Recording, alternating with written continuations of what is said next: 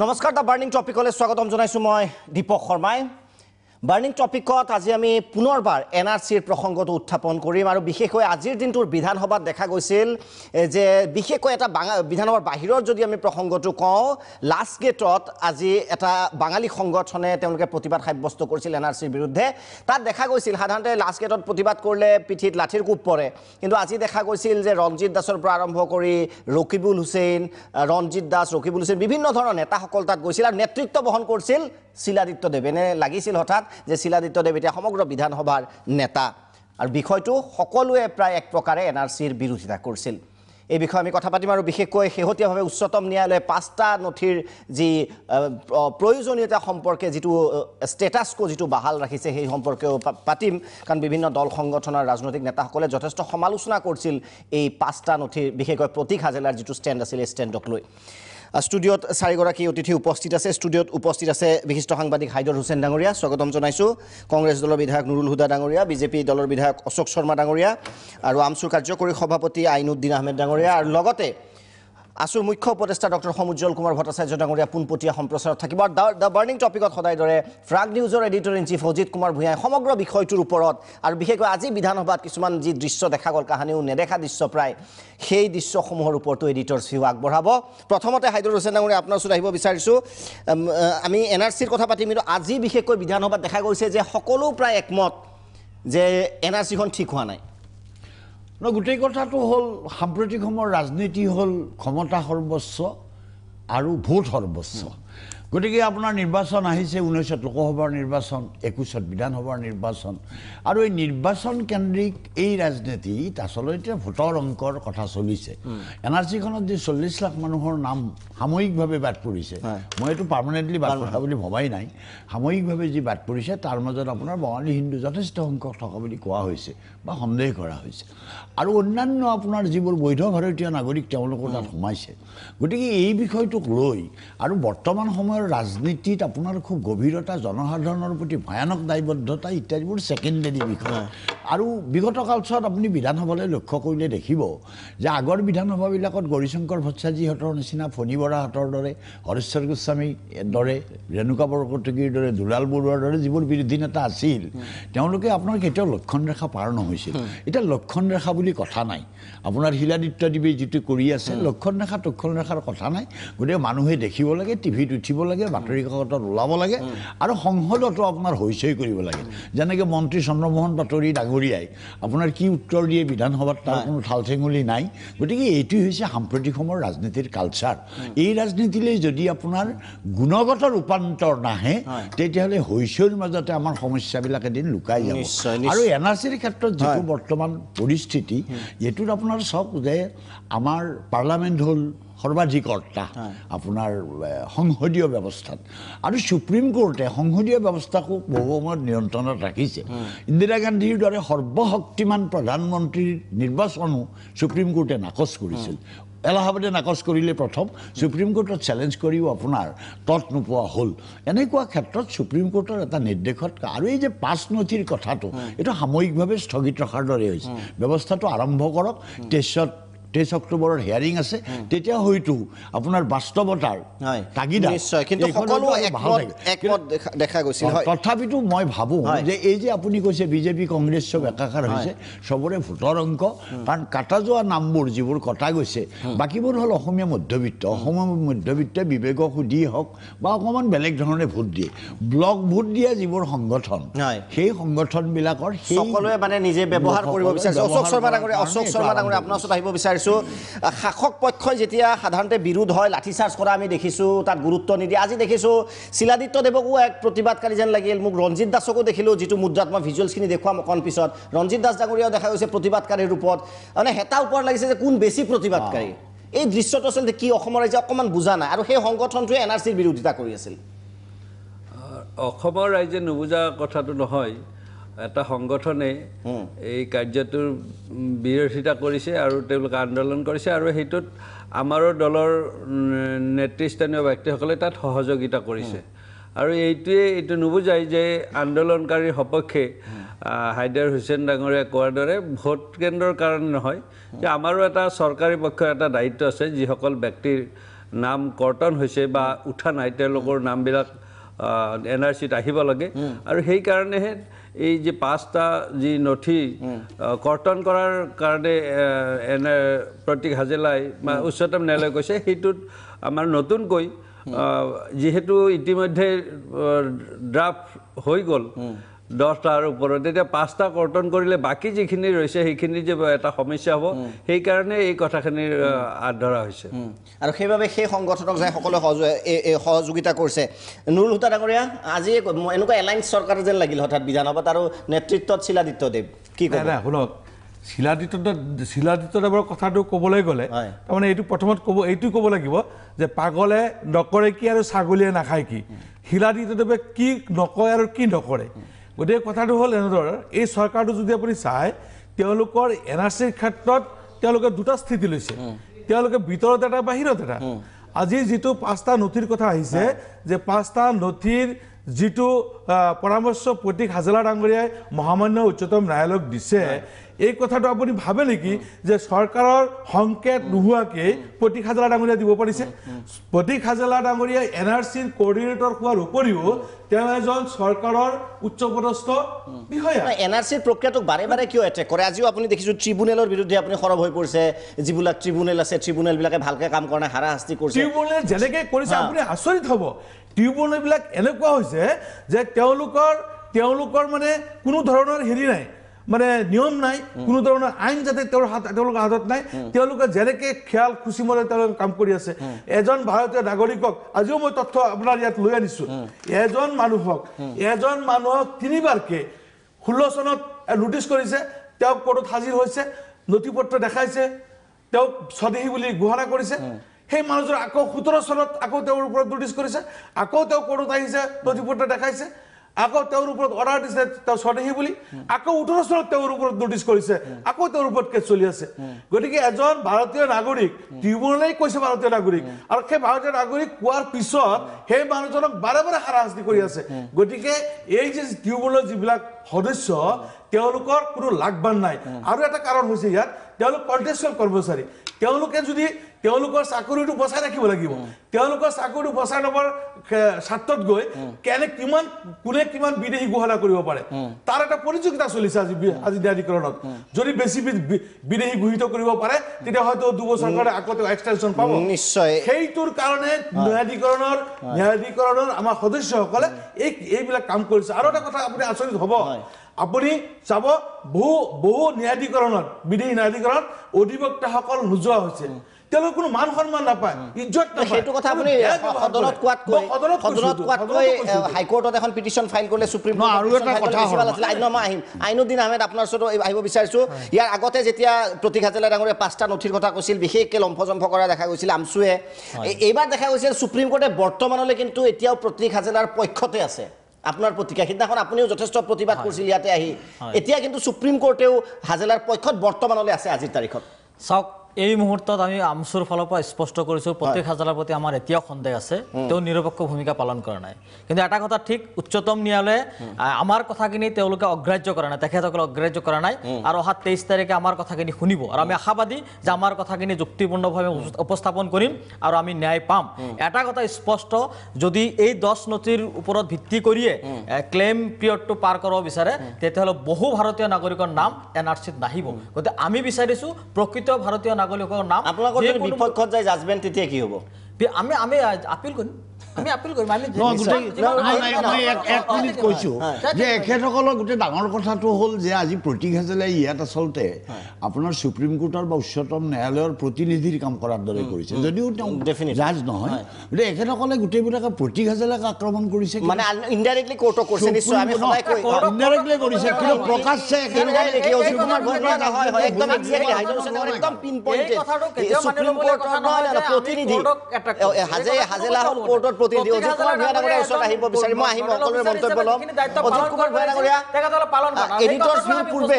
হয় ভূঞা ডাঙৰীয়া এডিটৰ্ছ ভিউৰ পূৰ্বে মই ৰাইজক এটা মাত্ৰ দৃশ্য দেখুৱাব বিচাৰিছোঁ 30 ছেকেণ্ডৰ বাবে তাৰপিছত মই এডিটৰ্ছ ভিউ আহিম দৃশ্যটো যদি আমি দেখুৱাওঁ বিধানসভাৰ বাহিৰৰ যিটো মই কৈছিলোঁ সেই দৃশ্যটোৱে আপোনালোকক অকণমান সময় মাত্ৰ দেখুৱাম 30 ছেকেণ্ডৰ বাবে আপোনালোকে এই ভিজুৱেলছ প্ৰত্যক্ষ কৰিছে এয়া প্ৰতিবাদত নামিছে শিলাদিত্যদেৱক দেখিছে একদম নেতৃত্ব হাত চাপৰি বজাইছে চেলফি উঠিছে হিৰো হাই হাই ধ্বনি দিয়া হৈছে আৰু তাৰ পৰৱৰ্তী সময়ত আমি কেৱল শিলাদিত্যদেৱে নহয় আপোনালোকে ভিজুৱেলছত আচৰিত পাব ইয়াক নেতৃত্ব দিছে ৰকিবুল হুছেইনে ইয়াত নেতৃত্ব দিছে ৰঞ্জিত দাসে কিছু মুহূৰ্তৰ পিছতে সেই ভিজুৱেল আপোনালোকে দেখা পাব এইটো এটা বাঙালী সংগঠনৰ প্ৰতিবাদ ৰঞ্জিত দাস ধৰ্ণাত বহিছে শিলাদিত্যদেৱ ধৰ্ণাত বহিছে সাংঘাতিক কাৰবাৰ অকণমান পিছত আপুনি চাব ৰকিবুল হুছেইন আহি বহিব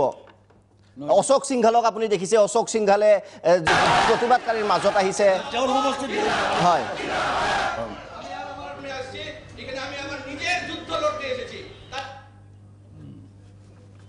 কালি তেওঁ শুই থাকিব চব মানুহৰ শিলাদিত্য নাগত তেল দি শুই থাকক NRC একো নহয় এইটো বৰ ডাঙৰ কথা দেই এইটো উলিয়াব অজিত কুমাৰ ভূঞা ডাঙৰীয়া ভিজুৱেলছে কথা কয় গতিকে এডিটৰ্ছ ভিউ জানিব বিচাৰিছোঁ ভিজুৱেলছৰ পৰা যোৱা 11 ছেপ্টেম্বৰত আমি এই বিষয়টোলৈ আলোচনা কৰিছিলোঁ মই অকণমান ক'ব লাগিব এই বিষয়টো আলোচনা কৰোঁতে তেতিয়া কংগ্ৰেছৰ নুৰুল হুদা আছিলে আমচুৰ তেওঁ নেতা আছিলে আজিও আমি বিজেপি নেতাগৰাকীকে বিচাৰিছিলোঁ কিন্তু তেওঁ আহিব নোৱাৰিলে সমুজল ভট্টাচাৰ্য সেইদিনা আছিলে আজিও আছে আৰু মই এইটো ক'ব খুজিছোঁ যে সেইদিনা আমি কৈছিলোঁ যে যেতিয়াই 5খন নথিৰ কথা উঠিলে তেতিয়া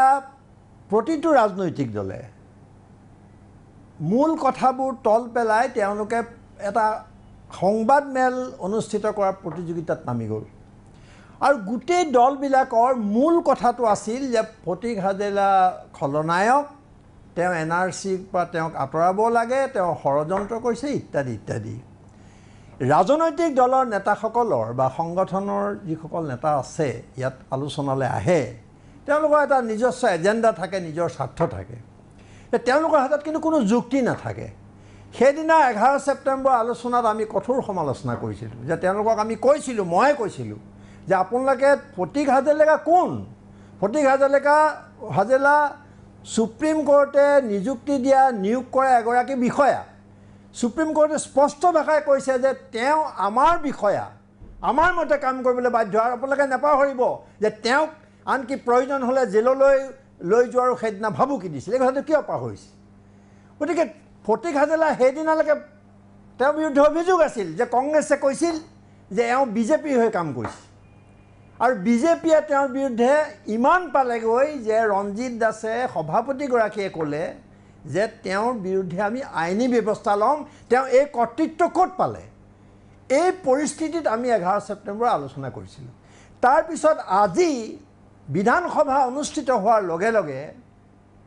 আপোনালোকে মানুহক মূৰ্খ বুলি নাভাবিব যে এই দলবোৰৰ নেতাসকলৰ মুখাবোৰ খুলি পৰিছে মুখাবোৰ আগতে খুলিছে কিন্তু আগতে ৰাজনীতিবিদসকলৰ যিটো হাইদৰ হুছেইনে আৰম্ভণিতে কৈছে যে এটা আত্মসন্মানবোধ আছিল তেওঁলোকৰ সততা বুলি কিবা এটা আছিল ৰাজনীতি এটা পৰ্যায়লৈকে তেওঁলোকে বেয়া কাম নকৰিছিল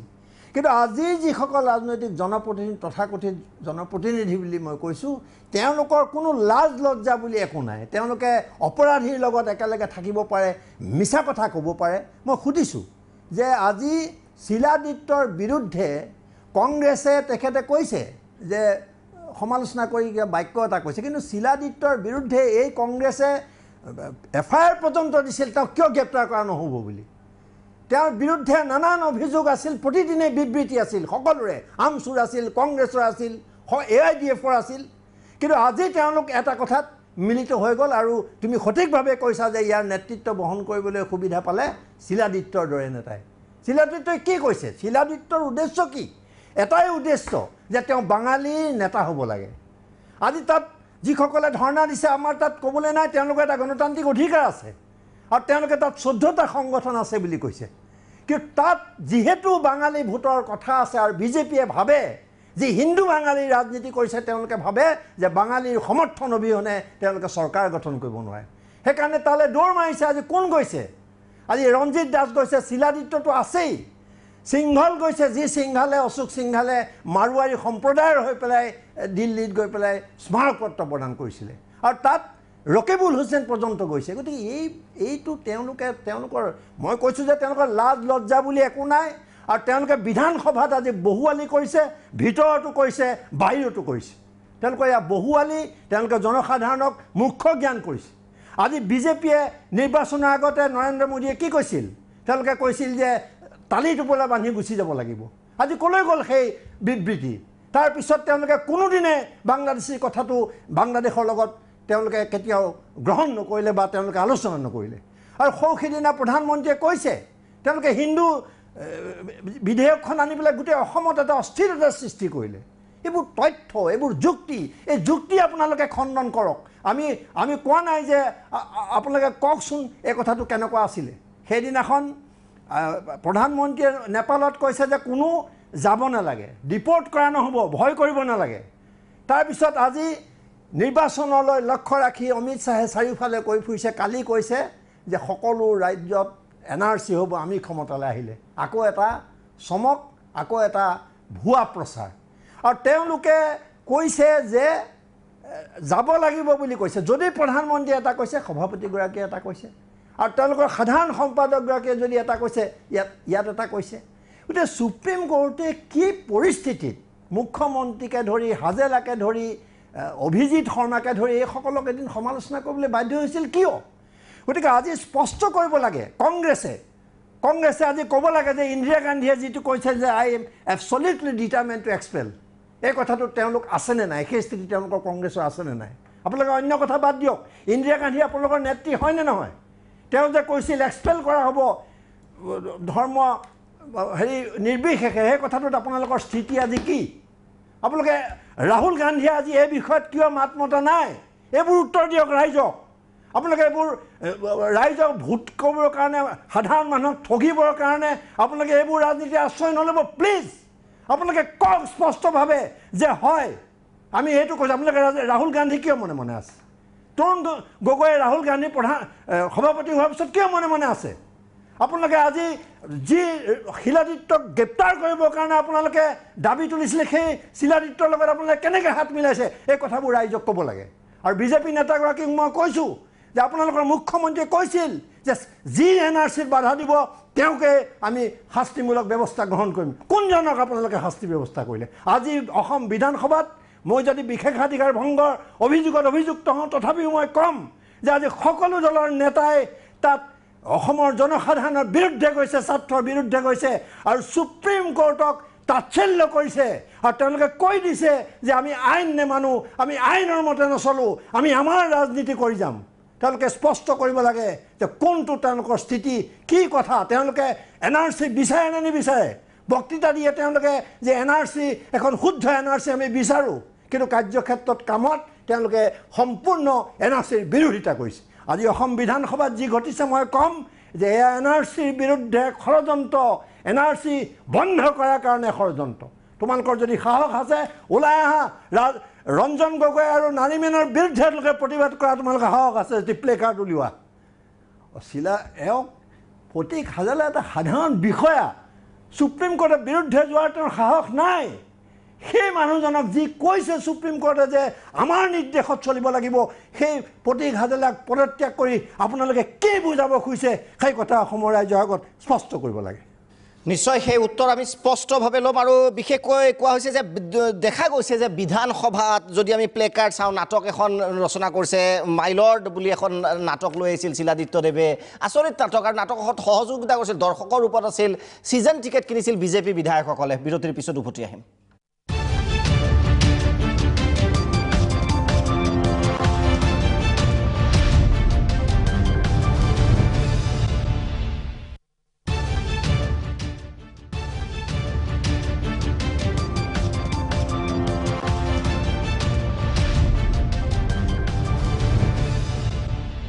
উভতি আছোঁ বিৰতিৰ পিছত আমি কথা পাতি আছোঁ 11 ছেপ্টেম্বৰত আমি যিদৰে বাৰ্নিং টপিকত উত্থাপন কৰিছিলোঁ আৰু 5টা নথি কৰ্তনৰ যিটো প্ৰস্তাৱ দিছিল এতিয়ালৈ আজিৰ তাৰিখলৈ কৰ্তন হিচাপতে আছে যদিও ফাইনেল হিয়াৰিং হোৱা নাই আৰু বিধানসভাত আজি অদ্ভুত কিছুমান দৃশ্য দেখা গ'ল এইবাৰ আহিব বিচাৰিছোঁ আছুৰ মুখ্য উপদেষ্টা ডক্টৰ সমুজ্জ্বল কুমাৰ ভট্টাচাৰ্য ডাঙৰীয়া আপোনাৰ ওচৰত আহিব বিচাৰিছোঁ বিধানসভাৰ বাহিৰে ভিতৰে আজি যিদৰে প্ৰতিবাদ সাব্যস্ত কৰা হ'ল মোৰ সেই দাদা কেইজনলৈ 855 গৰাকী শ্বহীদৰ দাদা কেইজনে খুব মনত পৰিল যে এবাৰো নাভাবিলে এওঁলোকৰ কথা কাকো যেন এতিয়া NRC নালাগে হয় 11 ছেপ্টেম্বৰ তাৰিখে এই চেনেলত অতি বিস্তাৰিতভাৱে গোটেইখিনি কথা পতা হৈছিল হয় এতিয়া মই সন্মানীয় দিলীপ ভূঞা ডাঙৰীয়াৰ সৈতে মই এটা কথাত একমত মই এই কথাটো মোৰ অলপ সময় মই লৈছোঁ প্ৰথম আজি কংগ্ৰেছ দল বা বিজেপি দল তেখেতসকলৰ প্ৰতিনিধিসকলে বিধায়কসকলে তেওঁলোকৰ নেতাসকলে কৰি থকা আচৰণ অসমৰ ৰাইজে দেখি আছে NRCক লৈ এইকাৰণে মই পুনৰ এটা কথা ক'ব আহিছোঁ যে বিজেপিৰ সেই সময়ৰ আমাৰ সন্মানীয় প্ৰধানমন্ত্ৰী অটল বিহাৰী বাজপেয়ী ডাঙৰীয়া সংসদৰ মজিয়াত অবৈধ বিদেশী নাগৰিকৰ সমস্যা সম্পৰ্কত বিস্তৃতভাৱে কৈছিল যে বিদেশী হিন্দু মুছলমানৰ প্ৰশ্ন নাই সংসদৰ মজিয়াত দিয়া বিবৃতি তথ্য প্ৰাক চেনেলত দেখুওৱা হৈছে নিউজত দেখুওৱা হৈছে আমাৰ হাততো আছে সেই কথাটোত এতিয়াৰ বিজেপিৰ নেতাসকলে একমত হয়নে নহয় এক দুই নম্বৰ কথা ইন্দিৰা গান্ধীয়ে বাংলাদেশ ফৰ্মেশ্যনৰ পিছত কৈছিল যে ৰিফিউজিয়ে এই হিন্দু মুছলমানৰ প্ৰশ্ন নাই সকলো যাব লাগিব সেই কথাটো এতিয়া কংগ্ৰেছৰ নেতাসকল একমত হয়নে নহয় কাৰণ এতিয়া বাজপেয়ী ডাঙৰীয়াই কোৱা কথাটো এতিয়া বিজেপি দলৰ ৰাষ্ট্ৰীয় সভাপতি অমিত শ্বাহ ডাঙৰীয়াই সংসদৰ মজিয়াত কৈছে যে কংগ্ৰেছে সিদ্ধান্ত লৈছিল তেওঁলোকৰ হিম্মত নাছিল আমাৰ হিম্মত আছে আমি NRC কৰি দেখুৱাইছোঁ আৰু গোটেই ভাৰতবৰ্ষত NRC হ'ব বুলি সকলো জেগাত কৈ ফুৰিছে আৰু একে সময়তে কিন্তু হিন্দু বাংলাদেশী ৰখাৰ কথা কৈছে গতিকে অমিত শ্বাহ ডাঙৰীয়াই এতিয়া হিম্মতটো দেখুৱাব লাগে যে অসমৰ NRCৰ পৰা অবৈধ বাংলাদেশী নাম কাটি হিম্মতটো দেখুৱাব লাগে হিন্দু মুছলমান চব অসম চুক্তি মৰ্মে উচ্চতম ন্যায়ালয়ৰ নিৰ্দেশ মৰ্মে অসমৰ NRCৰ পৰা হিন্দু মুছলমান সকলোৰে নাম কৰ্তন কৰি বাংলাদেশীৰ নামমুক্ত শুদ্ধ NRC প্ৰস্তুত কৰাৰ হিম্মতটো অমিত শ্বাহ ডাঙৰীয়াই দেখুৱাব লাগে আৰু বাজপেয়ীৰ কথাটো তেখেতে একমত হয় নে নহয় কাৰ্যত ৰূপায়ণ কৰি দেখুৱাব লাগে দ্বিতীয় কথাটো ইন্দিৰা গান্ধীয়ে কোৱা কথাটো আজি কংগ্ৰেছৰ ৰাহুল গান্ধী বা কংগ্ৰেছৰ নেতাসকলে মানে নে নামানে যদি মানে সেই কথাটো ৰাজহুৱা কৰিব লাগে কাৰ্যত ৰূপায়িত কৰিব লাগে দুই তিন নম্বৰ কথাটো হ'ল যে NRC উন্নীতকৰণ অসম চুক্তিৰ আধাৰত হৈছিল তাৰপিছত উচ্চতম ন্যায়ালয়ৰ নিৰৱচ্ছিন্নভাৱে তদাৰকত চলি আছে কিন্তু NRC গোটেই প্ৰক্ৰিয়াটোত কোন ৰাজনৈতিক দলে কি ভূমিকা লৈ আছে অসমৰ ৰাইজে কিন্তু দেখি আছে মই দুটা কেৱল তথ্য দিম এটা তথ্য যেতিয়া মুখ্যমন্ত্ৰী তৰুণ গগৈ ডাঙৰীয়া আছিল তেতিয়া তেখেতে উচ্চতম ন্যায়ালয়ৰ শপতনামা দি কৈছিল যে 2014 চনলৈকে সকলোৰে নাম NRCত সোমাব লাগে শপতনামা কিন্তু এতিয়া উচ্চতম ন্যায়ালয়ত আছিল উচ্চতম ন্যায়ালয়ে নুশুনিলে অৰ্থাৎ অসম চুক্তি উলংঘা কৰি সেই শপতনামা দিছিল 71 উৰাই দিছিল 2014 চনলৈকে সকলৰ নাম তাত অন্তৰ্ভুক্ত কৰিব দিছিল আৰু তেতিয়া উচ্চতম ন্যায়ালয়ে সেই কথা অগ্ৰাহ্য কৰিছিল অন্য হাতেদি যেতিয়া বিজেপি নেতৃত্বাধীন চৰকাৰ আহিল এটৰ্নি জেনেৰেল ডাঙৰীয়াই আজি মোদী ডাঙৰীয়াৰ চৰকাৰৰ এটৰ্নি জেনেৰেল ডাঙৰীয়াই কৈছিল যে আমাক কামটো কৰিবলৈ আৰু বহুত সময় লাগে এবছৰতকৈ বেছি লাগে কিন্তু উচ্চতম ন্যায়ালয়ে নুশুনিলে কাৰণ তেওঁলোকে সময় বেছি কৰি কামটো তেওঁলোকে গেঠেলা মাৰাব বিচাৰিছিল আৰু উচ্চতম ন্যায়ালয়ে নুশুনিলে এই দুটা তথ্য মই দি থলোঁ এতিয়া আমি আজিৰ সময়লৈ আহিলোঁ আজিৰ সময়ত একেবাৰে স্পষ্ট ড্ৰাফ্ট ওলাল একমাত্ৰ উচ্চতম ন্যায়ালয়ৰ নিৰৱচ্ছিন্ন তদাৰকৰ কাৰণে প্ৰথম ড্ৰাফ্টটো ওলাল দ্বিতীয় কথাটো হ'ল যে চূড়ান্ত খচৰা ওলাল অসমৰ সন্মানীয় মুখ্যমন্ত্ৰী সৰ্বানন্দ সোণোৱাল ডাঙৰীয়াই শপত লৈয়ে প্ৰথম NRC কাৰ্যালয়লৈ গৈছিল আমি সকলোৱে আশা কৰিছিলোঁ NRC এবাৰ খুব ভালকৈ আগবাঢ়ি যাব তাৰ পিছত কিন্তু কথাটো কিন্তু যিটো স্পীডত যাব লাগিছিল তাৰ কেইমাহমান পিছত ৰৈ গ'ল গেঠেলা মাৰিলে আৰু তাৰ পিছত উচ্চতম ন্যায়ালয়ৰ নিৰৱচ্ছিন্নভাৱে তদাৰকৰ ফলত প্ৰথম ড্ৰাফ্ট ওলাল এতিয়া চূড়ান্ত ড্ৰাফ্ট ওলাল আৰু চূড়ান্ত ড্ৰাফ্ট ওলোৱাৰ দিনা সন্মানীয় মুখ্যমন্ত্ৰী ডাঙৰীয়াই এটা প্ৰবন্ধ সকলো বাতৰি কাকতত প্ৰকাশ পাইছে খুব ইতিবাচক প্ৰবন্ধ আছিল যে NRCখন অসমৰ খিলঞ্জীয়া মানুহৰ অন্যতম ৰক্ষা কৱচ সেই অসমৰ খিলঞ্জীয়া মানুহৰ স্বাৰ্থ সুৰক্ষিত কৰিব বুলি সন্মানীয় মুখ্যমন্ত্ৰী ডাঙৰীয়াই সকলো বাতৰি কাকতত এটা লিখনি এটা প্ৰবন্ধ প্ৰকাশ কৰিছে আৰু একে সময়তে আমি দেখা পালোঁ যে অমিত শ্বাহ ডাঙৰীয়াইও দিল্লীত এই কথাটো অউন কৰিছে যে হয় আমি কৰিছোঁ আমাৰ হিম্মত আছে আমি কৰি দেখুৱালোঁ তাৰ পিছত এতিয়া আজিৰ তাৰিখত বিজেপিৰ সন্মানীয় কেইবাগৰাকী বিধায়কে আজি উচ্চতম ন্যায়ালয় সম্পৰ্কত মতামত দিছে হাজেলা ডাঙৰীয়া সম্পৰ্কত মতামত দিছে NRC সম্পৰ্কীয় বিভিন্ন সাম্প্ৰদায়িক মতামত দিছে তাৰ অৰ্থটো কি হাজেলা ডাঙৰীয়া এজন IAS বিষয়া আমাৰ কোনো মোমাৰ পুতেক নহয় উচ্চতম ন্যায়ালয়ে নিযুক্ত কৰা এজন বিষয়া উচ্চতম ন্যায়ালয়ে বিশ্বাস কৰিছে তেওঁ কামটো কৰিবলৈ দিছে আৰু আমাৰো ছাত্ৰ সন্থা একদম স্পষ্ট কথা আমাক NRC লাগে বাংলাদেশী নামমুক্ত শুদ্ধ NRC লাগে যিজন বিষয়াক উচ্চতম ন্যায়ালয়ে দায়িত্ব দিছে আমি ইতিমধ্যে সহযোগ কৰিছোঁ ভৱিষ্যতে সহযোগ কৰি যাম কাৰণ আমাক ফলাফল লাগে আমাৰ কোনো ভোট বেংকৰ কথা নাই বাংলাদেশী নামমুক্ত শুদ্ধ NRC লাগে আৰু এতিয়া এই বিষয়টো যে আজি বিধানসভাৰ ভিতৰে বাহিৰে যিবোৰ মন্তব্য দিয়া হৈছে এতিয়া আমি এই কথাটোৱে বিচাৰোঁ যে সন্মানীয় মুখ্যমন্ত্ৰী ডাঙৰীয়াই দুটা কথা কৈছিল যে NRCৰ বিৰুদ্ধে কথা কোৱা সকলৰ ওপৰত কঠোৰ ব্যৱস্থা লোৱা হ'ব এক ফলাফল লাগে দ্বিতীয় কোৱা হৈছিল যে NRC-খন অসমৰ খিলঞ্জীয়া মানুহৰ সুৰক্ষিত ভৱিষ্যত সেই কথাটোত বাধা দিয়াসকলৰ সম্পৰ্কত এটা ব্যৱস্থা লৈ দেখুৱাব লাগে যাতে যিসকল বাধা দিছে সাম্প্ৰদায়িক মন্তব্য দিছে নিয়ন্ত্ৰণ কৰিব লাগে বন্ধ কৰিব লাগে আৰু বাংলাদেশীৰ নামমুক্ত শুদ্ধ NRC প্ৰস্তুত কৰিবৰ কাৰণে ফলপ্ৰসূ পদক্ষেপ ল'ব লাগে উচ্চতম ন্যায়ালয়ে তদাৰক কৰিছে হয় কিন্তু গোটেই মেচিনাৰীটো কিন্তু অসম চৰকাৰৰ অন্য হাতেদি কংগ্ৰেছৰ এতিয়া বিধায়কসকলে বিভিন্ন সময়ত বিভিন্ন কথা কৈছে আৰু বিভিন্ন মতামত দিছে অকল NRC বিৰোধী কথা NRC বিৰোধী কথাৰ সাম্প্ৰদায়িক মন্তব্য এটা মোৰ কথা আমাৰ ক'বলগীয়া কথাটো হ'ল যে উচ্চতম ন্যায়ালয়ে তদাৰক কৰি আছে উচ্চতম ন্যায়ালয়ে তদাৰক কৰি থাকোঁতে কেন্দ্ৰীয় চৰকাৰৰ হৈ অৰ্থাৎ বিজেপি নেতৃত্বাধীন এনডিঅ চৰকাৰে এটৰ্নি জেনেৰেলে তাত কথা কয় যদি কিবা ক'বলগীয়া আছে এটৰ্নি জেনেৰেলে তাত কথা ক'ব লাগে উচ্চতম ন্যায়ালয়ত অসম চৰকাৰৰ হৈ তাত এগৰাকী জ্যেষ্ঠ অধিবক্তা আছে অসম চৰকাৰৰ যদি কিবা ক'বলগীয়া আছে অসমৰ যদি বিধায়কসকলৰ কিবা ক'বলগীয়া আছে অসম চৰকাৰে তাত কথাটো ক'ব লাগে কংগ্ৰেছৰ কেইবাগৰাকী সন্মানীয় বিধায়ক তাত পিটিশ্যনাৰ কিবা ক'বলগীয়া আছে তাত ক'ব লাগে আকৌ এই কথাটো এই বাহিৰত বিভ্ৰান্তি অসমৰ ৰাইজৰ মাজত বিভ্ৰান্তি সৃষ্টি কৰিব নালাগে আজিৰ তাৰিখত মোৰ ক'বলগীয়া কথা এইটোৱে আমাৰ যে সকলো ৰাজনৈতিক দলে বাংলাদেশীৰ নামমুক্ত শুদ্ধ NRC বিচাৰে নে নিবিচাৰে আমি যদি এই প্ৰশ্নটো কৰোঁ ক'ব যে এজনো ভাৰতীয়ৰ নাম বাদ পৰিব নালাগে এজনো বিদেশী নাম থাকিব নালাগে এই শ্লোগান আমি বহুত শুনিলোঁ এতিয়া আমাক স্পষ্ট লাগে সকলো ভাৰতীয় নামটো থাকিবই এজনো বাংলাদেশীৰ নাম নথকা এখন NRC লাগে নালাগে আৰু বাংলাদেশীৰ বিৰুদ্ধে ৰাজনৈতিক দলবিলাকে অভিযোগ দিব নিদিয়ে অবজেকশ্যন দিব নিদিয়ে কাৰণ উচ্চতম ন্যায়ালয়ত কোৱা হৈছে যে লিগেচি ডাটা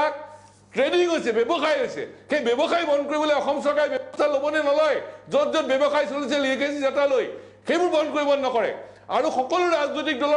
দলে বা সন্মানীয় প্ৰতিনিধিসকলে এই অবৈধ বাংলাদেশীৰ নাম নোসোমাবৰ কাৰণে অবজেকশ্যন দিবনে নিদিয়ে এইটোৱে মূল বিষয় আমি সদৌ অসম ছাত্ৰ সন্থাই ঠিক কৰিছিলোঁ যে আমি অবজেকশ্যন নিদিওঁ কিন্তু ৰাজনৈতিক দলবিলাকে ভোট বেংকৰ কাৰণে টনা আজোৰা কৰিছে আমি আন জাতীয় সংগঠনৰ লগত কথা পাতি আছোঁ এই বিষয়ত আমি কিবা এটা কৰিব পাৰোঁ নেকি কিন্তু ৰাজনৈতিক দলবিলাক আজি স্থিতি স্পষ্ট কৰিব লাগে বিদেশী নামো সোমাব লাগে বিদেশী নামো সোমাব নালাগে এই শ্লোগান আমি বহুত শুনিলোঁ কিন্তু NRC-খন অসমৰ খিলঞ্জীয়া মানুহে বিচাৰিছে অন্যতম ৰক্ষা কবচ ইয়াত এজনো বাংলাদেশী নাম থাকিব নোৱাৰিব খিলঞ্জীয়া নাম থাকিবই ভাৰতীয় নাম থাকিবই প্ৰি-70 সকলোৰে হিন্দু মুছলমানৰ নাম থাকিব কিন্তু বাংলাদেশী নাম নাথাকিব সেই সম্পৰ্কত ৰাজনৈতিক দলবিলাকৰ কিন্তু কোনো বক্তব্য নাই আজিৰ তাৰিখত কোনো বক্তব্য নুশুনে যে আমি বাংলাদেশীৰ নাম কৰ্তন কৰিবৰ কাৰণে এই ব্যৱস্থা ল'ম নাই কৰা আৰু এই সম্পৰ্কত কেন্দ্ৰীয় চৰকাৰ অসম চৰকাৰ সকলো ৰাজনৈতিক দলক এই সম্পৰ্কত স্পষ্ট ফলপ্ৰসূ তেওঁলোকৰ পদক্ষেপ আমি বিচাৰিছোঁ আৰু এইটো কথা স্পষ্ট যে অবৈধ বাংলাদেশীৰ মুক্ত শুদ্ধ NRC প্ৰস্তুতৰ কাৰণে উচ্চতম ন্যায়ালয়ে যি তদাৰক কৰি আছে আমাৰ সম্পূৰ্ণ বিশ্বাস আছে আৰু উচ্চতম ন্যায়ালয়ৰ যিগৰাকী বিষয়াক দায়িত্ব দিছে আমি সহযোগ কৰি আছোঁ ভৱিষ্যতে সহযোগ কৰি যাম আৰু এই সময়ত অসম চৰকাৰৰ সন্মানীয় মুখ্যমন্ত্ৰী ডাঙৰীয়াই যিটো কথা কৈ গ'ল এইখন আমাৰ সুৰক্ষিত ভৱিষ্যত NRC ফলাফললৈ ৰূপান্তৰিত কৰি দেখুৱাব লাগে কেন্দ্ৰীয় চৰকাৰ হিম্মত আছে বুলি কৈছে হিম্মত দেখুৱাব লাগে আৰু ৰাজনৈতিক দলবিলাকে কংগ্ৰেছ হওক বিজেপি হওক UDF হওক বাংলাদেশীৰ ভোট বেংকৰ ৰাজনীতি বন্ধ কৰিব লাগে আৰু ইয়াত বাংলাদেশীৰ নামমুক্ত শুদ্ধ NRC প্ৰস্তুত কৰি দেখুৱাব লাগে নহ'লে কিন্তু কোনো নিষ্ঠাৰ নাপাব নিশ্চয় এইখিনি কোৱাৰ পিছত মই নাভাবোঁ যে আৰু কিবা সুধিবলগীয়া আছে তথাপি অশোক শৰ্মা ডাঙৰীয়া আপোনাৰ ওচৰত আহিব বিচাৰিছোঁ ৰাজনৈতিক দলসমূহৰ প্ৰায় আমি দুমুখীয়া স্থিতিৰ কথা কওঁ বিজেপি দেখা যায় 18-19টা স্থিতি এটা বিষয়ত আপুনি নিজে এজন বিধায়ক হিচাপে কি মন্তব্য কৰিব শিলাদিত্য এজন বিধায়ক আপুনি এজন বিধায়ক আপুনি NRCৰ সমৰ্থন কৰিব তেওঁ বিৰোধিতা কৰিব নাটকখন কি চলি আছে অকণ বুজাই দিয়কচোন বিৰোধিতা কৰাৰ কথাটো অহা নাই আমি আমাৰ বিজেপিৰ এইটো স্পষ্ট মত যে আমাৰ বিদেশী মুক্ত বিজেপিৰ একো সেইটো সংলাপ বহুত হ'লে আৰম্ভণিৰ আগতে কৈছো আজিও শিলাদিত্যই মাই লৰ্ড ডোন্ট ডিসক্ৰিমিনেট মই এটা কৈ দিওঁ প্লে কাৰ্ডখন আপুনি দেখিছিল আপুনি যেহেতু বিধায়ক ডোন্ট ডিসক্ৰিমিনেট বিটুইন ইয়ৰ চিলড্ৰেন বুলি তেখেতে লিখি থৈ দিছে সেইটো অৰ্থ কি সেইটো তেওঁ ক'ব গৈছিল তাৰমানে প্ৰতীক হাজেলাৰ যিটো তেওঁক সুপ্ৰিম কোৰ্টে এটা নিৰ্দেশনা দিছে যে তেওঁ NRC সংক্ৰান্তত তেওঁ কাকো এই বক্তব্য দিব নালাগে কাকো একো তথ্য দিব নালাগে সেই কথাখিনি আপুনি সন্তুষ্ট নে সেই প্লেকাৰ্ডখনত যি কথা লিখা আছে কওকচোন স্পষ্টকে মই তেওঁৰ এই সন্তুষ্টৰ কথা সন্তুষ্ট নে অসন্তুষ্ট কওক এজন বিধায়কে কওক যে সন্তুষ্ট নে অসন্তুষ্ট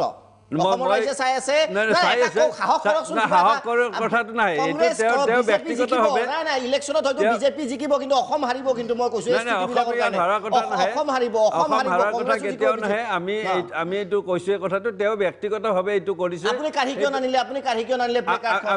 মই সেইটো লাইনত নাই মই সেইটো লাইনত নকৰো নাই নাই আমি স্পষ্টভাৱে আগৰ পৰাই কৈ আছোঁ যে বিদেশী মুক্ত আমাক NRC লাগে কোনো পধ্যেই ইয়াত এজনো বিদেশী নাম হ'ব নালাগে সেইটোৱে প্ৰথম কথা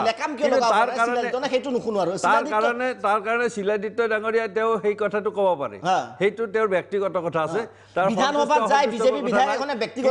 কিন্তু বিধানসভাত তেওঁ এইটো কোৱা নাই বিধানসভাৰ বাহিৰত তেওঁ বাহিৰত কৈছে গতিকে এই কথাটো তেওঁৰ ব্যক্তিগত কথা সেই বিধানসভাত এনেকুৱা কথা আচৰিত কথা কোনো ব্যক্তিগত কথা নহয় ৰঞ্জিত দাসে বহিছে প্ৰতিবাদকাৰীৰ সৈতে এইবাৰ কি ক'ব এইবাৰ সেই কথাটোৱে কৈছোঁ যে যিসকলৰ নাম বাদ পৰিছে তেওঁলোকৰ অন্তৰ্ভুক্ত কৰাৰ কাৰণে যিবিলাক সংগঠনে তাত আন্দোলন কৰিছে আজি তাত গৈ বিজেপিৰ সভাপতি ৰাজ্যিক সভাপতি 108ৰ কৰ্মচাৰীসকলে প্ৰতিবাদ কৰিছিল ক'ত আপোনালোকে পাত্তা নিদিলে 8-9 দিন পাত্তা নিদিয়াৰ কথাটো নাই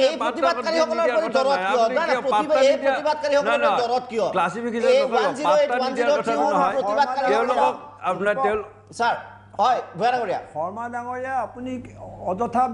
বিভ্ৰান্তি সৃষ্টি নকৰিব আপুনি এগৰাকী জনপ্ৰতিনিধি শিলাদিত্যই ইমান পৰ্যন্ত কৈছে যে এই NRCয়ে অসমীয়া জাতিৰ ভৱিষ্যত অন্ধকাৰ কৰি পেলাব অসমীয়া জাতি অসমত নিশেষ কৰি পেলাব বুলি কৈছে আপোনাৰ মুখ্যমন্ত্ৰীয়ে কৈছে যে এখন ৰক্ষা কবচ ইয়াক আমি যিকোনো প্ৰকাৰে এখন NRC কৰিবই লাগিব শুদ্ধ NRC আপোনাৰ এই ইমান এটা পাৰ্থক্য মত পাৰ্থক্য আৰু শিলাদিত্য এনেকুৱা কি শক্তিৰে মহিয়ান যে তেওঁ যি খুচি NRCক লৈ তাকে ক'ব পাৰিছে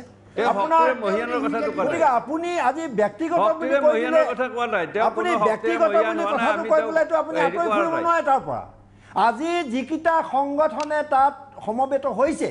তেওঁলোকে কলিকতা দিল্লী পৰ্যন্ত তেওঁলোকে মবিলাইজ কৰিছে NRCৰ বিৰুদ্ধে আপোনালোকে মমতা বেনাৰ্জীৰ ভূমিকাৰ কথা জানে আজি কিন্তু আপোনালোক সকলো এক হৈ গ'ল গতিকে তেওঁলোকক আপোনালোকে বাধা দিব লাগিছিলে তেওঁলোকে লাষ্ট গেটত প্ৰতিবাদ কৰি পেলাই এখন শুদ্ধ NRC পাব পাৰে নেকি আপোনালোকে কিয় সুপ্ৰিম কোৰ্টৰ ওচৰলৈ নাযায় কিয় তাত আপোনালোকে এফিডেভিট দি নকয় কিয় আপোনালোকে তেতিয়াহ'লে ৰঞ্জন গগৈ আৰু নাৰীমেনৰ বিৰুদ্ধে কিয় প্ৰতিবাদ নকৰে লাষ্ট গেটত বহি অসমৰ ৰাইজক আপোনালোকে কিয় তেওঁলোকে বিভ্ৰান্ত কৰিছে আৰু বিভ্ৰান্ত কৰিছে তেওঁলোকে কিন্তু আপোনালোকে কিয় তাত সহযোগ কৰিছে আপোনালোকৰ নেতাই গৈ তাত উদাত্ত ভাষণ দিছে এই অধিকাৰ আপোনালোকক কোনে দিলে ভাৰতীয়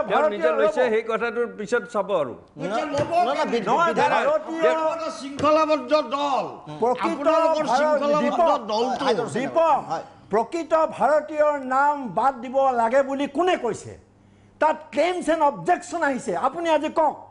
আপোনালোকৰ ক্লেইমছটো বাৰু হ'ব কিন্তু অবজেকশ্যন আপোনালোকে দিছেনে বা দিব নি কাইলৈৰ পৰা আৰম্ভ হ'ব এই কথা স্পষ্ট কৰক অটল বিহাৰী যিটো সমুদ্ৰ ভট্টাচাৰ্য যে কৈছে অটল বিহাৰী বাজপেয়ীয়ে যিটো বিবৃতি দিছিলে আমি ইয়াত কেইবাবাৰ দেখুৱাইছোঁ সেই স্থিতিত আপোনালোক আছেনে নাই সেই স্থিতিত আমাৰ আজিও আছোঁ ভৱিষ্যতলৈ থাকিম কেনেকৈ হ'ল হিন্দু নাগৰিকত্ব বিধেয়কখন আপোনালোকে আনি পেলাই কি ক'ব খুজিছে তেতিয়াহ'লে অসম চুক্তি আপোনালোকে নচ্ছাত কৰিব খুজিছে তেতিয়াহ'লে আপোনালোকৰ এই অজস্ৰ ইমান স্থিতি কেলে আপোনালোকৰ বেলেগ একো বেলেগ হোৱা নাই আজি কথাখিনি গোটেইখিনি চাওক আপোনালোকে বেলেগ স্থিতি একো হোৱা নাই এই কথাটোত মইহে কওঁ যে বিভ্ৰান্তমূলক বক্তব্যৰে কথাটো ৰাইজৰ ওচৰলৈ লৈ যাব নালাগে কথাটো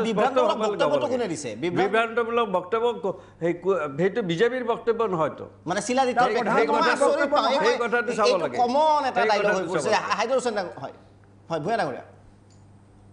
হাইদৰ হুছেইন ডাঙৰীয়া আপোনাৰ ওচৰত নাই এটা অকণমান আপুনি ইমান এজন ছিনিয়ৰ জাৰ্নেলিষ্ট ইমান আপোনাৰ অভিজ্ঞতা আছে বাৰে বাৰে এটাই ডিফেন্স লয় মই আজি অকণমান আপোনাৰ পৰা উত্তৰটো বিচাৰিম যে শিলাদিত্যৰ মন্তব্য আমাৰ মন্তব্য নহয় বিধানসভাত প্লেকাৰ্ড লৈ ৰখি আছে ৰঞ্জিত দাস আহি তাত বহি আছে কি এতিয়া এই কথা আপোনাৰ এটা শৃংখলাবদ্ধ ৰাজনৈতিক সাহসীয় ৰাজনৈতিক দলৰ এজন বিধায়কে আপুনি এতিয়া চাওক সুপ্ৰিম কোৰ্টৰ তত্ত্বাৱধানত এই কামটো চলি আছে যে কালি তেওঁ কৈছে যে এতিয়া আপোনালোক মানুহবিলাকে নাকত তেল দি শুই থাকক NRC একো নহয় এই বুলি কৈছে চাব দেই এইটোৰ দ্বাৰা জাতিক অপমান কৰা হৈছে এইটোৰ দ্বাৰা আপোনাৰ সুপ্ৰিম কোৰ্টৰ নিৰ্দেশক অৱমাননা কৰা হৈছে আজি এই কথা অসমৰ মানুহে ভাবিবলৈ বাধ্য যে শিলাদিত্য দেৱক আপোনাৰ বিজেপিয়ে ইয়াত শিখণ্ডী বা মুখপাত্ৰ হিচাপে ব্যৱহাৰ কৰিছে আপুনি আৰু এটা কথা মন কৰিব যে কালি বিজেপিৰ সভাপতিগৰাকীয়ে দিল্লীত কৈছে যে 19ত আমি ইলেকশ্যন জিকিলে সমগ্ৰ ভাৰতবৰ্ষতে আপোনাৰ NRC হ'ব আনহাতে 16ৰ আইনখনৰ কথা আপোনাৰ পাৰ্টিৰ জেনেৰেল ছেক্ৰেটাৰীয়ে কৈছে, অন্যান্যে কৈছে যে আমাৰ আৰু কেন্দ্ৰীয় গৃহমন্ত্ৰীয়ে কৈছে যে তৎকালীনভাৱে আপোনাৰ আৰু সভাপতিও কৈছে যে 16ৰ নাগৰিকত্ব সংশোধনী বিধেয়কখন পাছ কৰিব লাগে। অৰ্থাৎ আজি বিজেপি এই স্থিতি লৈছে যে আপোনাৰ এতিয়া আজি যিখিনি মানুহ তাত বহিছে, ৰকিবুল হুছেইন কৈছে, এই মানুহখিনিয়ে আচলতে আপুনি শ্লোগানবোৰ শুনিলে দেখিব যে তেখেতসকলে কোনো বৈধ ভাৰতীয়ৰ নাম কটাৰ বিৰুদ্ধাচৰণ কৰিব অহা নাই। তেখেতসকলৰ শ্লোগানটি হ'ল যে বঙালীক আপোনাৰ শিখণ্ডী কৰা হৈছে, বঙালীক খেদিবলৈ খোজা হৈছে, তেওঁলোকক হেৰাষ্ট কৰিছে। কথাটো হ'ব লাগিছিল যে ভাৰতীয় মানুহ যদি ক'ৰবাত হেৰাষ্ট হৈছে তাৰ আপোনাৰ ব্যৱস্থা, তাৰ কাৰণে লাষ্ট গেটত বহাৰ দৰকাৰ আছে বুলি ভাবে নেকি? আৰে লাষ্ট গেটত এওঁলোক নিৰ্লজ্জ, এওঁলোকে আপোনাৰ সংবিধানক শ্ৰদ্ধা নকৰে, জনসাধাৰণৰ ভাৱাবেগক শ্ৰদ্ধা নকৰে। লাষ্ট গেটত বিধায়ক কিয় বহিবহে? বিধানসভাখন কিয়, সংসদখন কিয়? তেওঁলোক সংসদত বহিব লাগে, বিধানসভাত বহিব লাগে, ৰাজগেটত বহি টিভিৰ ফটো উঠি আপোনাৰ নাটক কৰাৰ যি ৰাজনৈতিক প্ৰৱণতা, এই ৰাজনৈতিক ঘৃণাৰ দৃষ্টিৰে নাচালে আগন্তুক দিনৰ অসম কেতিয়াও নেবাচে। আৰু এটা ডাঙৰ কথা হ'ল যে আজি প্ৰশ্নটো কিহত উত্থাপিত হৈছে? অসমৰ মানুহে কি বিচাৰিছে? এখন শুদ্ধ NRC বিচাৰিছে। কোনে বিচাৰিছে? অসম, অসমীয়া আৰু বৈধ অসমবাসী। বৈধ অসমবাসী হিন্দীভাষী পঢ়িব পাৰে, বঙালীভাষী পঢ়িব, চব পঢ়িব পাৰে। এটাবিলাকে বিচাৰিছে যে এখন NRC হওক। অমিত শ্বাহ ডাঙৰীয়াও কৈছে যে এখন শুদ্ধ NRC হওক, সমগ্ৰ ভাৰতবৰ্ষতে হওক। তাৰপিছত আজি এতিয়া প্ৰতীক হাজেলাটো হ'ল তেখেতক আপোনাৰ সুপ্ৰিম কোৰ্টে, ৰাজ্যিক চৰকাৰে সহযোগিতাত সুপ্ৰিম কোৰ্টে তেখেতক নিযুক্তি দিছে। আজি সুপ্ৰিম কোৰ্টে তেখেতক কৰ্তৃত্ব দান কৰিছে। সেই কৰ্তৃত্ব দানৰ ক্ষেত্ৰত তেখেতৰ কাম কাজত যদি আচলতে ৰাজনৈতিক দলবোৰ বা কিছুমান সংগঠন যদি অসন্তুষ্ট, প্ৰতীক হাজেলাৰ বিৰুদ্ধে তেখেতসকলে এতিয়া তেখেতসকলে আপোনাৰ সুপ্ৰিম কোৰ্টত যিটো কৈছে, আৰু আটাইতকৈ দুখ আৰু পৰিতাপৰ কথা, এই সংগঠনবিলাকে অসমৰ ভৌগোলিক চাৰিসীমাৰ ভিতৰত বসবাস কৰা সকলো মানুহক প্ৰতিনিধিত্ব নকৰে। কেনেকৈ লিখা হয়, স্ক্ৰীন প্লে কেনেকৈ লিখা হয়, বাৰ্নিং টপিকত আমি উদঙাই দিম ৰাইজৰ আগত। বিৰতিৰ পিছত উভতি আহিম।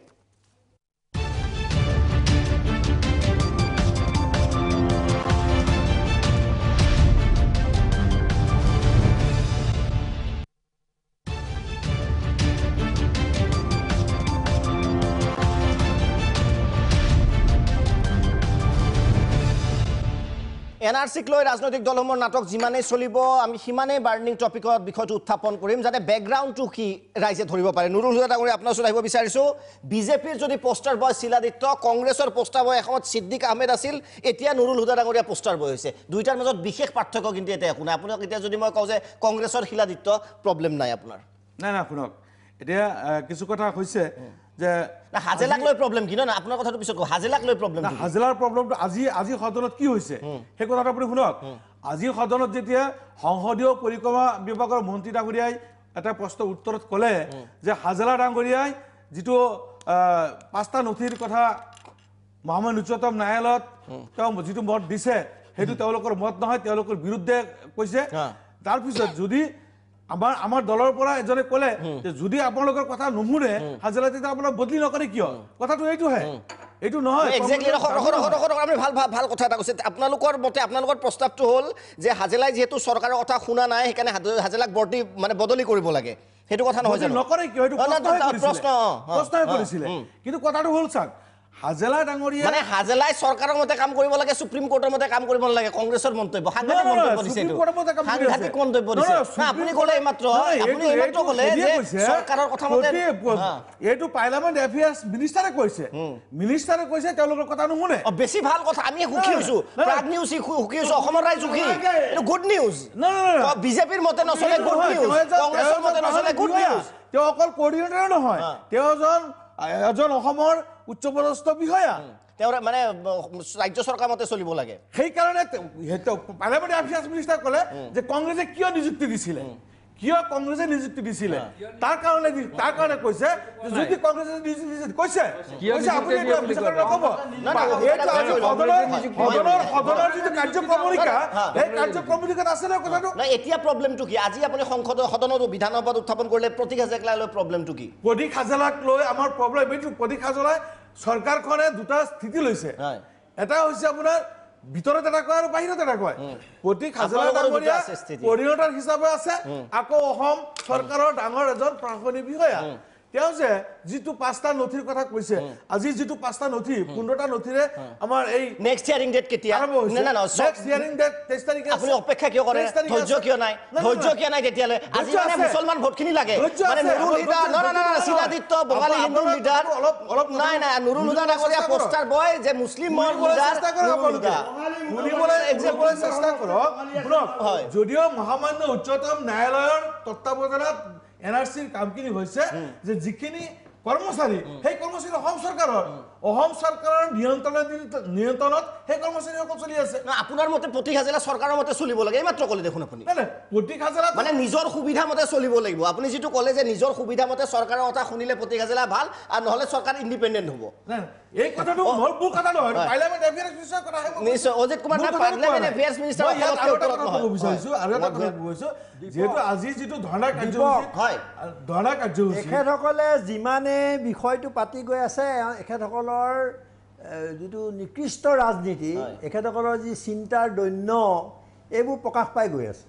তেখেতক আমি প্ৰশ্ন কৰিছিলোঁ যে 5টা নথি হাজেলাই নাকচ কৰিলে নে সুপ্ৰিম কোৰ্টে নাকচ কৰিলে স্পষ্ট কৰক আপোনালোকে ৰাজীৱ গান্ধী কি কয় ইন্দিৰা গান্ধীয়ে যি স্থিতি ঘোষণা কৰিছিলে সেইবোৰ মানে নে নেমানে 1971 চনৰ পিছত যি কথা উঠিছে হিন্দু মুছলমানৰ এই প্ৰশ্নবিলাকত আপোনালোকৰ স্থিতি কি এই কথাবিলাক আপোনালোকে লাহে লাহে আঁতৰি গৈছে আৰু এতিয়া আপোনাক মই এগৰাকী জনপ্ৰতিনিধি মই প্ৰশ্ন কৰিছোঁ সুপ্ৰিম কোৰ্টে ইমান এটা সাংঘাতিক এটা ৰায় দিছে এটা সিদ্ধান্ত দিছে যে জুডিচিয়েৰী বিধানসভাক চৰকাৰকো হাজেলাই কোনো তথ্য জনাব নোৱাৰিব সেই বিষয়ে আপোনাৰ মতামত কি আপুনি জানে নে নাজানে সেইটো কথা আপোনালোকে নৰেন্দ্ৰ মোদীক আঁতৰাবৰ কাৰণে গোটেই ভাৰতবৰ্ষত আন্দোলন কৰিছে আপোনাক মই সুধিছোঁ সুপ্ৰিম কোৰ্টে কৈছে যে সেনজিটিভ যিবিলাক মেটাৰ স্পৰ্শকাতৰ যিবোৰ বিষয় সেইবোৰ চৰকাৰক জনাব নালাগে বুলি কৈছে ইয়াতকৈ ভয়ংকৰ কথা এখন গণতান্ত্ৰিক দেশৰ কাৰণে কি হ'ব পাৰে এই কথাটো কোনেও গুৰুত্ব দিয়া নাই আপোনালোকে মই জানে বুলিও ভবা নাই কাৰণ জনা হ'লে আজি কংগ্ৰেছে গোটেই দেশত আন্দোলন কৰিলেহেঁতেন যে বিজেপি চৰকাৰক পদত্যাগ কৰিব লাগে প্ৰধানমন্ত্ৰীয়ে পদত্যাগ কৰিব লাগে কেলে সৰ্বোচ্চ ন্যায়ালয়ে এইখন চৰকাৰৰ ওপৰত অনাস্থা প্ৰকাশ কৰিছে আৰু স্পৰ্শকাতৰ বিষয় জনাব নালাগে বুলি কৈছে আপোনালোকে আছে প্ৰশাসনক জনাব নালাগে কি কৰিছে আপোনালোকে আছে ক'ত আপোনালোকে গতিকে আজি চাওক কথাটো বহুত সুদূৰ প্ৰসাৰী কাৰণ আজি বিজেপিয়ে আজি কৈছে অশোক শৰ্মাই খুব আহিছে তেখেতে ক'ত কি সিদ্ধান্ত হৈছে একো নাজানে ক'ত দিল্লীয়ে কি সিদ্ধান্ত লৈছে জাপি দিছে তাকে তেখেতসকলে কৰি গৈছে তেখেত কোনো ডাঙৰ একো নেতা নহয় তেখেত কোনো সিদ্ধান্ত গ্ৰহণত তেওঁলোকৰ মতামত নাই খালি মই এইটো কৈছোঁ যে তেওঁলোকে যেনিয়ে যাব লাগে তেনিয়ে যাব লাগিব খালি মই কৈছোঁ যে আপোনাৰ অবজেকশ্যন বাজপেয়ীৰ যিটো স্থিতি ক্ষেত্ৰত আপুনি আছে বুলি কৈছে অথচ আপোনালোকে হিন্দু বাংলাদেশীক সংস্থাপন দিয়াৰ কথা কৈছে বাজপেয়ীটো সেইটো কথা কোৱা নাছিল মই এখেতক যেনেকৈ ৰাজীৱ কি কয় ইন্দিৰা গান্ধীৰ কথা সুধিছোঁ আপোনাকো সুধিছোঁ মই এই কথাবোৰ ৰাইজৰ আগত আপোনালোকে স্পষ্ট কৰিব লাগে আজি সকলোৱে জানে যে বিজেপিৰ এজেণ্ডা RSSৰ নিৰ্দেশত হিন্দু আৰু মুছলমান সাম্প্ৰদায়িক ৰাজনীতি কিন্তু এইটোতো জানে মানুহে হয়তো বহুতে নাজানে যে সিদিনা মোহন ভাগৱতে কিন্তু গোটেই বিজেপিক এটা সম্পূৰ্ণ নাঙঠ কৰি দিছে তেওঁ কৈছে যে কংগ্ৰেছক প্ৰশংসা কৰিছে তেওঁ নুৰুল হুদাই জানে নে নাজানে এইটো ষ্টেটমেণ্ট চাইছেনে নাই আপুনি আপোনালোকক প্ৰশংসা কৰিছে যে কংগ্ৰেছে স্বাধীনতা সংগ্ৰামত তেওঁলোকৰ বহুত অৱদান আছিল যিটো বিজেপি চৰকাৰে বা প্ৰধানমন্ত্ৰীয়ে নাকচ কৰিব খুজিছিলে তাৰপিছত আকৌ তেওঁলোকে কৈছে যে মুছলমানকো আনকি তেওঁ এটা সমৰ্থন কৰি কথা কৈছে এইটো খুব ডাঙৰ কথা ভাৰতৰ ৰাজনীতিত আৰু তাৰ লগে লগে আমি দেখিছোঁ এতিয়া যে যিহেতু নিৰ্বাচন আহিছে অকল হিন্দু দি নহ'ব এতিয়া মুছলমানক লাগিব ভোটটো সেইকাৰণে আমি আজি দেখিছোঁ নেকি যে আপোনাক ৰকিবুল হুছেইন সিংঘাল ৰঞ্জিত দাস শিলাদিত্য চব একেলগে বহিছে আৰু আপোনালোকে বাঙালীৰ ছাত্ৰৰ কথা মই এইখিনিতে স্পষ্ট কৰিব খোজোঁ যে অসমৰ বাঙালীসকল এই সংগঠনৰ নেতৃত্বত নাই তেওঁলোকৰ যি স্থিতি অসমৰ বাঙালীসকলে তাক সমৰ্থন নকৰে আমাক বহুতে কয় কিন্তু তেওঁলোকে কথা কোৱাৰ কোনো সুযোগ নাই গতিকে এওঁলোকে কলিকতাত মিটিং কৰিবলৈ ক'ত পইচা পায় সুধিছোঁ মই বিজেপি নেতৃত্বক দিল্লীত মিটিং কৰিবলৈ ক'ত পইচা পায় দিল্লীলৈ উৰা মাৰিবলৈ ক'ত পইচা পায় এওঁলোকে আজি তাত ইমান ডাঙৰ অনুষ্ঠান তেওঁলোকে কৰিছে এই নেতাবিলাকৰ লগত বুজাবুজি আছেনে নাই তেওঁলোকৰ গতিকে এই ধৰণে মানুহক আপোনালোকে মুখ্য জ্ঞান কৰাৰ কথা মই এইকাৰণে সুধিছোঁ যে আপোনালোকে অবজেকশ্যন দিবনে নে আপোনালোকৰ ইয়াত ৰকিবুল হুছেইন যিদিনা আছিল আলোচনাত মই যেতিয়া ক'লোঁ যে আপুনি অবজেকশ্যন দিবনে নাই আপোনাৰ দলে তেতিয়া তেওঁ গৰজি উঠিল মোৰ বিৰুদ্ধে তেওঁ মোক তেওঁ ভিতৰীয়াকৈ যিমান সমালোচনা কৰিলে মই সুধিছোঁ সেই সোধাৰ অধিকাৰ অসমৰ ৰাইজৰ জনাৰ অধিকাৰ আছে যে আপোনালোকে অবজেকশ্যন দিবনে নিদিয়ে মই সমুদ্ৰগুপ্ত কাশ্যপ কি কয় সমুদ্ৰ ভট্টাচাৰ্যকো কৈছোঁ যে আপোনালোকে অবজেকশ্যন দিবনে নিদিয়ে সেই কথাটো তেখেতে কৈছে যে আমি অবজেকশ্যন নিদিওঁ কিন্তু কিবা কিবি আলোচনা কৰি আছোঁ কিন্তু তেখেতৰ লগত সমুদ্ৰ ভট্টাচাৰ্যই মই এটা কথা কৈছোঁ প্ৰতিটো আলোচনাত এই চৰকাৰ অহাৰ পিছত তেখেতে এটা কথা কৈ আছে যে মুখ্যমন্ত্ৰীয়ে তেওঁলোকক কথা দিছিলে ফলাফল লাগে অমিত শ্বাহে কথা কৈছে ফলাফল লাগে সেই কথাটোৰ দাবীটোৰ প্ৰতি মোৰ সমৰ্থন আছে তেখেতৰ সমুদ্ৰ ভট্টাচাৰ্যই কিন্তু আপুনি কি ভিত্তি আছে আজিৰ তাৰিখত এনেকুৱা কি ভিত্তি আছে যে এই দলে এই চৰকাৰে আপোনাৰ এই স্বাৰ্থ ৰক্ষা কৰি তেওঁলোকে ফলাফল দেখুৱাব আজি গোটেই অসমৰ পৰিস্থিতি অস্থিৰ কৰি তুলিছে প্ৰতিটো ষ্টেপত আজি ইমানবোৰ আগবঢ়াৰ পিছত শিলাদিত্যক এইখন চৰকাৰে ক'ৰবাত বাধা দিব পাৰিলনে ক'ৰবাত ক'ব পাৰিলনে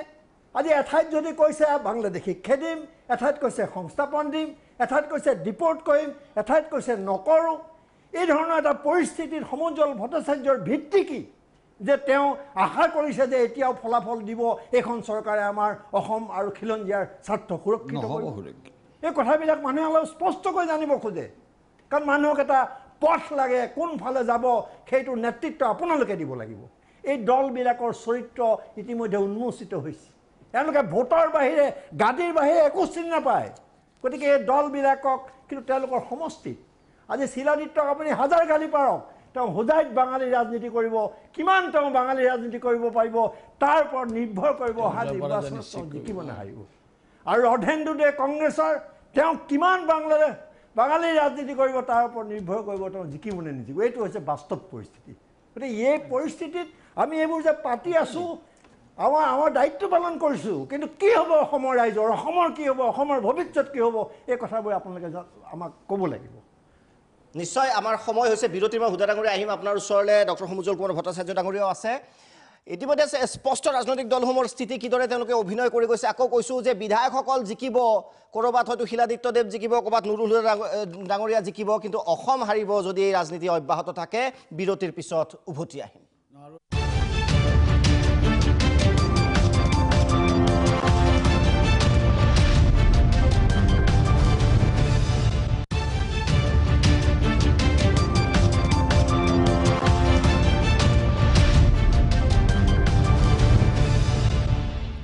উভতি আহিছোঁ বিৰতিৰ পিছত ডক্টৰ সমুজ্জ্বল কুমাৰ ভট্টাচাৰ্য ডাঙৰীয়াৰ ওচৰলৈ যাম কিন্তু তাৰ আগত নুৰুল হুদা ডাঙৰীয়া এটা প্ৰত্যুত্তৰ দিব বিচাৰিছে তাই মানে মই এইটো ক'ব বিচাৰিছোঁ যে বাৰে ৰকিবুল হুছেইন ডাঙৰীয়াৰ নামটো উত্থাপন হৈছে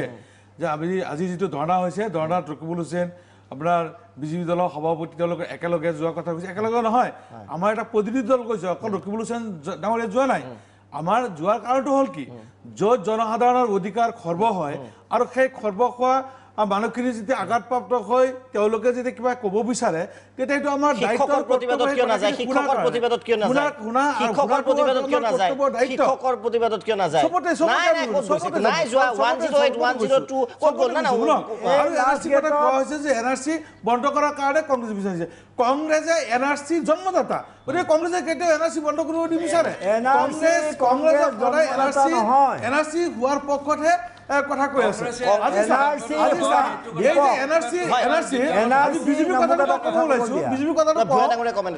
বিজেপি কথাটো মই ক'ব ওলাইছোঁ আপুনি কংগ্ৰেছৰ কথা কওক বেটা নাই আজি যে বিজেপিৰ সভাপতি অসম ৰাজ্যৰ সভাপতি গৈ ইয়াত বহিছে ধৰ্ণাৰ কাৰ্যসূচীত অংশগ্ৰহণ কৰিছে অমিত শ্বাহ ডাঙৰীয়াই ৰাষ্ট্ৰীয় সভাপতি তেওঁ কি কৈছে যে 40 লাখ বাদ পৰি আছে সেইখিনি বিদেশী বুলি কৈছে নে নাই গতিকে অমিত শ্বাহ ৰাষ্ট্ৰীয় সভাপতি যেতিয়া এই 40 লাখক বিদেশী বুলি ক'ব পাৰিছে গতিকে তেওঁ নিশ্চয় চবে আৰু আপুনিতো প্ৰতীক হাজেলাকে পাৰিলে এতিয়া বেআইনী মানুহ বুলি ক'ব যে এক মিনিট মই কৈছো এটা কথা এখেতে যিটো কথা ক'লে আচলতে এখেতসকলে যে ক'লে যে অধিকাৰ খৰ্ব হোৱাটো আজিৰ তাৰিখতো নিশ্চিত হোৱা নাই এইটো এটা প্ৰচেছত আছে এই দহখন এইটো অত্যুৎসাহী মই ভূঞা ডাঙৰীয়া কিবা এটা ক'ব বিচাৰিছে না এটা সৰু কমেণ্ট লৈ লওঁ না এক মিনিট আহিম মই ভূঞা ডাঙৰীয়া কিবা এটা ক'ব যে লাষ্ট গেটত বহু শিক্ষকে চাকৰিৰ কাৰণে আত্মহত্যা হ'ল তাৰপিছত প্ৰতিবাদ হ'ল অসমৰ বহু জ্বলন্ত সমস্যা লৈ পেলাই লাষ্ট গেটত প্ৰতিবাদ হ'ল আৰু মানুহে কান্দিলে তাত অজস্ৰ মানুহে চকু পানী টুকিলে তেতিয়া আপোনালোকৰ দলে তাত গৈ কিমান থিয় হৈছিল আজি NRC প্ৰশ্নত আপোনালোকে যিটো বিষয় থিয় হৈছে সেইটো কোনো বিষয় নহয় সুপ্ৰিম কোৰ্টৰ তত্ত্বাৱধানত চলা তাৰ বিষয়াগৰাকীয়ে কাম কৰি আছে আপোনালোকে অথচ সেই বিষয়াগৰাকীক লক্ষ্য কৰি লৈছে বিষয়াগৰাকীক ডিষ্টাৰ্ব কৰাটোৱে আজিৰ এইটো উদ্দেশ্য আছিল আপোনালোকে এইটো কথা মই এইখিনিতে কৈ থ'ব খুজিছোঁ যে যেতিয়া এই NRC লৈ বিজেপি কংগ্ৰেছে ইটোৱে সিটোক AIDFৰ মাজত কাজিয়া চলিছিল আজি যেতিয়া এক হৈ গ'ল এইটোৱে প্ৰমাণ কৰিলে যে হাজেলাই ৰাজনীতি নহয় আইনমতে NRC কাম কৰিছে এই কথাটো প্ৰমাণ কৰিলে আপোনালোকৰ দলৰ আচৰণ আৰু ভূমিকাই কাৰণ আপোনালোক সিদিনালৈকে এইটো যুঁজিছিলে আজি আপোনালোক হাজেলাৰ বিৰুদ্ধে সকলোৱে এক হৈ গ'ল তাৰ অৰ্থ এইটোৱেই যিকোনো এজন সাধাৰণ মানুহে বুজিব বিবেকবান মানুহে যে হাজেলাই আইনমতে কাম কৰিবলৈ যোৱাৰ কাৰণে সুপ্ৰিম কোৰ্টৰ নিৰ্দেশমতে কাম কৰিবলৈ যোৱাৰ কাৰণে আপোনালোকৰ আটাইৰে ৰোষত পৰিছে তেওঁ আৰু আটাইৰে আপোনালোকে তেওঁক খেদিবলৈ লাগি গৈছে এই কথাটো এটা স্পষ্ট আৰু এই কথা আপুনি সেইকাৰণে কওক যে আপোনালোকে ইন্দিৰা গান্ধীৰ স্থিতি মানি লয় নে নলয় উত্তৰ দিয়ক ৰ'বা আপোনালোকে পুণ্ডবিধ নথিৰে কাম বাকীখিনি কাম কৰিলে 70% কাম কৰাৰ পিছত আকৌ 5টা নথি বাদ দিব লাগে সুপ্ৰিম কোৰ্টে গ্ৰহণ কৰিছে নাই ছাৰ এতিয়ালৈকে 5খন নথি কৰ্তন কৰা নাই হলদতে তাৰিখে গোটেইখিনি কথা আলোচনা হ'ব কিন্তু প্ৰতীক হাজেলাৰ প্ৰতি আমাৰ সন্দেহ কাৰণ আছে প্ৰতীক হাজেলা ছাৰ এক মিনিট শুনি ল'ব প্ৰতীক হাজেলা ডাঙৰীয়া যেতিয়া NRCৰ কামটো আৰম্ভ কৰিছিলে আৰু যেতিয়া ভেৰিফিকেশ্যনৰ টাইমটো আৰম্ভ হৈছিলে এটা ছাৰৰ কথাটো সম্বোধন হ'ব বিচাৰপতি আঁতৰা বোলে তোমালোকে দাবী কৰিবা নেকি কাইলৈ নাই প্ৰতীক হাজেলাক আঁতৰাবলৈ আমি দাবী কৰা নাই প্ৰতীক হাজেলাৰ প্ৰতি সন্দেহ অহাৰ কাৰণটোৱে হ'ল প্ৰতীক হাজেলা ভেৰিফিকেশ্যনৰ সময়ত আমাক জনাইছিলে যে তেখেতসকলক আকৌ চান্স দিয়া হ'ব তেখেতসকলক সংহতিৰ কাৰণে সুবিধা দিয়া হ'ব লিখিছে এটা যদি কাৰোবাৰ ভুল হৈছে সেইটো সংহতি কৰিবলৈ চান্স দিয়া হ'ব কিন্তু চান্স নিদিয়াকৈ তেখেতে সুপ্ৰিম কোৰ্টত ছাজেশ্যন কৰিলে যে 10টা ডকুমেণ্টৰ ভিত্তি কৰি ক্লেইম পিৰিয়ডটো আৰম্ভ কৰিব লাগে তাতে আমাৰ সন্দেহ হ'ল যে প্ৰতীক হাজেলা ডাঙৰীয়া নিৰপেক্ষ ভূমিকা পালন কৰা নাই গতিকে আমাৰ কথাখিনি স্পষ্ট যে 23 তাৰিখে আমাৰ কথাখিনি আমি ব্যক্ত কৰিম উচ্চতম ন্যায়ালয়ত আমাৰ আস্থা আছে মই প্ৰব্লেম হ'ল আপোনাৰ একদম বুজা নাই বাৰে বাৰে একেটা মই অকণমান ডক্টৰ হয় দীপক যে তেখেতসকলক স্পষ্ট উত্তৰ বিচৰা হয় যে ইন্দিৰা গান্ধীয়ে কোৱা কথাটোৰ স্থিতি হয় নে নহয় তেওঁলোকৰ অসম চুক্তি মানে নে মানে এইবোৰ স্পষ্ট আমি অসম চুক্তিটো আমাৰ কংগ্ৰেছ দলেই কৰিছিলে না ভাৰতবৰ্ষত যেতিয়া কৰি পেলাই তাৰ বিৰোধিতা কৰাটো আজিকালি আপোনালোকৰ কাৰণে তেনে সহজ কথা আমি বিৰোধিতা কৰা নাই আমি এতিয়াও কৈ আছো 1971 চনৰ 25 মাৰ্চৰ আগত যিসকল আহিছে তেওঁলোকৰ নাম সন্নিৱিষ্ট হ'ব লাগে আৰু তাৰ পিছত যিসকল দিলে তেওঁলোকৰ নাম 14 চনৰ কথা উল্লেখ কৰি কিয় এফিডেভিট দিলে আৰু আমি আসাম চুক্তি মতে আমি কৈ আছো আসাম চুক্তিৰ সুপ্ৰিম কোৰ্টৰ এফিডেভিট সমুজল ভট্টাচাৰ্য যাৰ ৰেকৰ্ডত আছে 14 চনলৈ আহাবিলাকক বৈধ নাগৰিক কথা নাই দীপক আজি ৰেকৰ্ড কৰিব লাগিব ইয়াত যে ইন্দিৰা গান্ধীৰ বক্তব্য তেওঁলোকে মানি লয় নলয় স্থিতি হয় নে নহয় এইটো তেওঁলোকৰ আজি স্পষ্ট কৰা 2014 চনৰ যিটো ভোটাৰ তালিকা গৈছিলে সেই ভোটাৰ তালিকাটা এটা ৰিভিজন কৰিছিলে ৰিভিজন কৰি আনি যিটো ভোটাৰ তালিকা বনাইছিলে সৰ্বসন্মতভাৱে সিদ্ধান্ত হৈছিলে সেই ভোটাৰ তালিকা সবেই কৈছিলে এই ভোটাৰ তালিকা ঠিক আছে সেই ভোটাৰ তালিকাটা সম্পূৰ্ণ শুদ্ধ ভোটাৰ তালিকা আছিলে সেইকাৰণে আমাৰ প্ৰাক্তন দীপক শৰ্মা নুৰুল হুদাই এতিয়াও কোৱা নাই যে ইন্দিৰা গান্ধীৰ স্থিতি তেওঁলোকৰ স্থিতি কিয় ক'ব পৰা নাই এক্সেক্টলি নুৰুল হুদা ডাঙৰীয়া ইন্দিৰা গান্ধীৰ স্থিতি আমি নহয় বুলি আমি কোৱা নাই ইন্দিৰা গান্ধী ডাঙৰীয়াই কৈছে আমাৰ দলে যিটো কৈছে আমাৰ দলৰ মুৰব্বীয়ে যিটো কৈছে আপুনি আমাৰ চৰকাৰে যিটো কৈছে আমি সেইমতে আছো আমি সেইমতে চলি আছো তাৰ কোনো বিৰোধিতা কৰা নাই মিনিটে ৰূপ সলনি হৈছে মই যোৱাৰ কথা আছিল যদিও ডক্টৰ সমুজল কুমাৰ ভট্টাচাৰ্য ডাঙৰীয়াৰ ওচৰলৈ বিৰতিৰ সময় হৈছে বিৰতিৰ পিছত উভতি আহি তেখেতৰ ওচৰলৈ যাম